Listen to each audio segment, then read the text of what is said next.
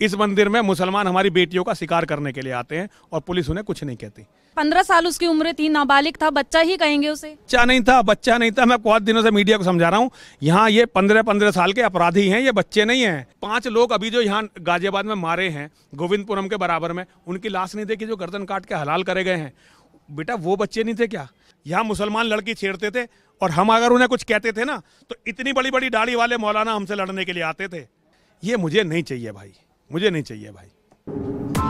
Press the bell icon on the YouTube app and never miss another update. क्या ये पूरा मामला हुआ था? बच्चा आया था, कहा गया था वो पानी पीने। बच्चा नहीं था। मैं बहुत दिनों से मीडिया को समझा रहा हूँ, यहाँ ये 15-15 साल के अपराधी हैं, ये बच्चे नहीं हैं। ये बहुत जहरीले अपराधी हैं, इन्हें बच्चा मत कहो। जब कोई इसे कहता ना बच्चा था, मुझे इतना अफसोस आप लोगों की अज्ञानता पे होता कि मैं आपको बता नहीं सकता। वो बच्चा नहीं था, वो अपराधी था। लेकिन 15 साल उसकी उम्र थी, नाबालिग था, बच्चा ही कहेंगे उसे। और जिसने निर्भया का रेप किया था और निर्भया जिसके कारण मरी, वो क्या था? अफरोज नाम था ना शायद उसका, वो भी नाबालिग ही था। अभी डॉक्टर BS तोमर को हमारे यहाँ हत्या हुई, वो भी नाबालिग ही थे। ये जो इतना ज़्यादा क्राइम आज कर रहे हैं सब नाबालिग हैं, तो इनको सबको बच्चा मान के छोड़ते रहें। जितनी चैन स्नैचिंग यहाँ हो रही है, जितने बलात्कार हो रहे हैं, जितनी छेड़छाड़ हो रही है, वो यही कर रहे हैं जिन्हें आप बच्चा बोलती हो। ये बच्चे नहीं हैं, ये प्रशिक्षित अपराधी हैं। लेकिन गलती क्या थी? कहा तो ये गया कि सिर्फ पानी पीने के लिए आया था। कहा ना, उसने जब वो पकड़ लिया सरंगी यादव ने, सरंगी को समझ में नहीं है कि मामला क्या है। वो असल में ऊपर सोया हुआ था, उसको समझ में नहीं आया कि मामला क्या है। जब शोर मचा, उसने बेसिकली क्या किया था, उसने सतलिंगेश्वर महादेव पे पेशाब किया था और इसलिए झगड़ा हुआ है सारा। इसलिए सारा झगड़ा हुआ है पानी के लिए। तो बेटा बाहर देख लो, बाहर नल है, गेट को जैसे आप सड़क पार करोगे, छोटी सी तो सड़क ही है, उसके पार ही नल है। और इधर पंचायत में नल है, पंचायती भवन है, इसमें नल है, पीछे दुकान में नल है। पानी पीने और आपको गेट से कोई नल दिखाई दिया यहाँ तक? मतलब कम से कम 500 मीटर पर नल है, तो मतलब उसे यहाँ इतना अंदर तो आना था, वहां उसे नल नहीं दिखाई दिया। लेकिन जो बोर्ड बाहर लगा हुआ है वहाँ पे साफ तौर पर लिखा है कि मुसलमानों का प्रवेश जो है वो वर्जित है। ऐसा क्यों? लेकिन देखिए, हमारे सरकार या फिर कहीं भी नहीं कहा जाता कि अगर आप मुसलमान हैं, अगर आपकी इच्छा है तो आप मंदिर में जा सकते हैं, कोई आपको फोर्स नहीं कर सकता, कोई आपको जबरदस्ती नहीं भेज सकता। क्यों? मंदिर कोई पिकनिक स्पॉट है क्या? मंदिर है क्या? ये मंदिर है आस्था का केंद्र। जिसकी हमारे धर्म में, हमारे उसमें आस्था नहीं है, वो क्यों आएगा मंदिर में?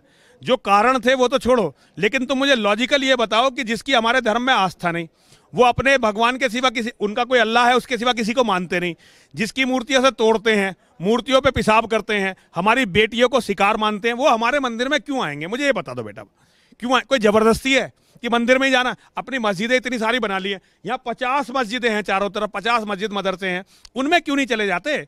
यहीं आने की क्या जिद है? इसी मंदिर में आने की क्या जिद है? लेकिन जिस तरह से इस पूरी घटना की वीडियो बनाई गई है और वो वायरल भी हो रही है वीडियो, बुरी तरीके से उस बच्चे को पीटा जा रहा है, तो कहीं ना कहीं आपको ये नहीं देखे बिल्कुल इस्लाम के जिहादी जो कत्ल करते हैं हमारे बच्चों को, तुमने जो है सचिन की लाश नहीं देखी, सचिन गौरव की लाश नहीं देखी, वो भी तो बच्चे थे, उनसे कोई सिंपैथी नहीं है। और 5 लोग अभी जो यहाँ गाजियाबाद में मारे हैं, गोविंदपुरम के बराबर में, उनकी लाश नहीं देखी जो गर्दन काट के हलाल करे गए हैं। बेटा वो बच्चे नहीं थे क्या? वो तो 9-9 साल के थे, 7 साल के थे, और घर में घुस के कत्ल करे गए हैं। उनको नहीं दिखाई दे रहा किसी को? ये बड़ा दिखाई दे रहा है। ये चश्मा बदलो मेरी बेटी, चश्मा बदलो, चश्मे को थोड़ा सेट करो। ये अलग चीजें हैं जो तुम लोग देख रहे हो और मैं जो देख रहा हूँ वो चीजें अलग है। मेरा सवाल ये था कि जिस तरह से उस बच्चे को पीटा जा रहा है, आपको नहीं लगता कहीं ना कहीं हिंदू और मुस्लिम में दंगा भड़काने की जो है वो कोशिश? नहीं, दंगा भड़काने की नहीं भाई, हमारे यहाँ आई मत, दंगा भड़केगा ही नहीं, आएगा तो पिटेगा।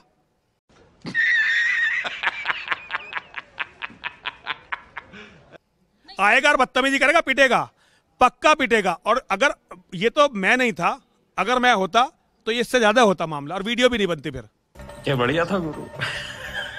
वीडियो इसलिए बनी कि मैं नहीं था यहाँ पे। हमें मुसलमान इस मंदिर में नहीं चाहिए बेटा, नहीं चाहिए, हाथ जोड़ो। रीजन? अच्छा, रीजन क्या है जो बाहर ही बोर्ड लगा दिया गया? ऐसा रीजन क्या है? इस मंदिर में मैं जब से महंत बनाऊं 4 बार डकैती डली, सारी मुसलमानों ने डाली, पुलिस ने जो है उनके दबाव में केस नहीं खोला। इस मंदिर में जितनी चोरी हुई वो मुसलमानों ने करी, पुलिस केस नहीं खोलती। इस मंदिर में रोज मुसलमान हमारी देव प्रतिमाओं को दूषित करते हैं, पुलिस जो है उनको कुछ नहीं कहती।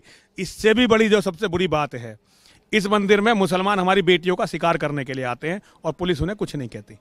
ये मुझे नहीं चाहिए भाई, मुझे नहीं चाहिए भाई। लेकिन अगर मान लीजिए अगर आगे फ्यूचर में किसी को भी प्यास लगेगी, वो पानी पीने के लिए, सही में पानी पीने के लिए आएगा, तो भी नहीं आ सकता? नहीं, हम उसे कहेंगे बाहर नल है भैया, जाके वहां मर, हमारे यहाँ क्यों आ रहा है?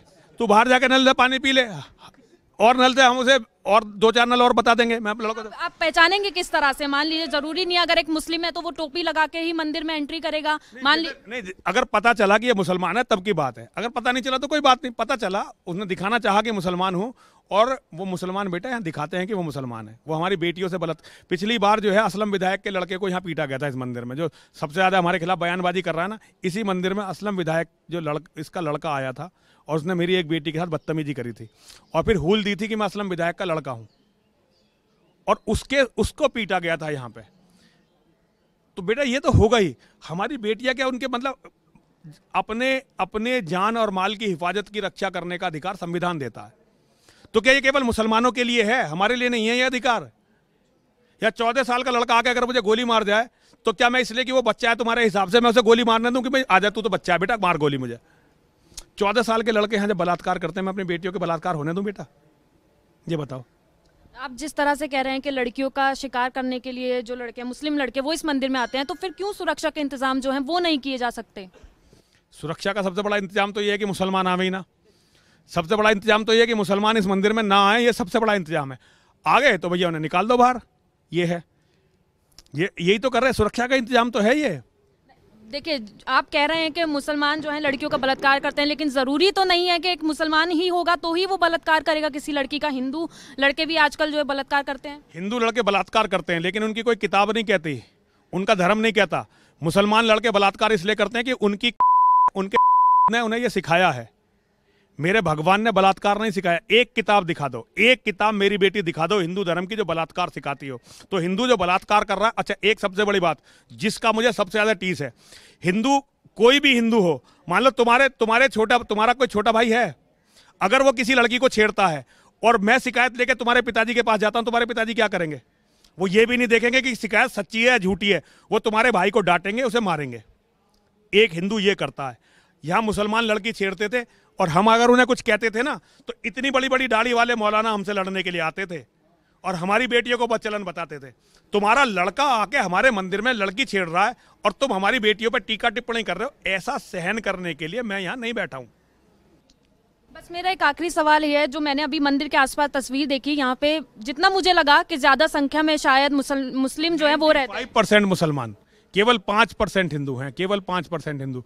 और तुम इसका मतलब समझ नहीं सकती मेरी बेटी, इसका मतलब तुम नहीं समझ सकते, क्योंकि तुम जहाँ रहती हो, शायद नोएडा में रहती होगी, और वहाँ तुम बिल्कुल सुरक्षित हो, अपनी सोसाइटी में रहती होगी, तो तुम इसका मतलब नहीं समझ सकते कि जहाँ 95% मुसलमान होते हैं वहाँ लोगों का जीवन कितना नरक होता है, क्या होता है।